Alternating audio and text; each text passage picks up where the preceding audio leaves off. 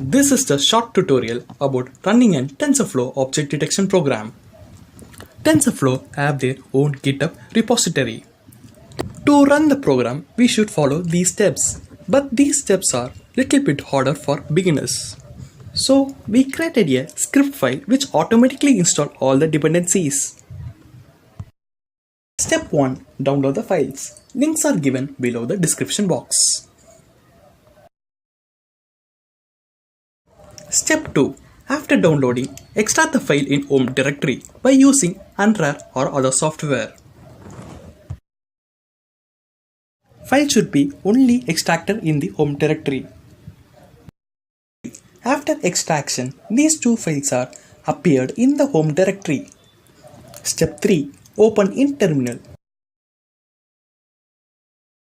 Type bash robo2.sh and press enter.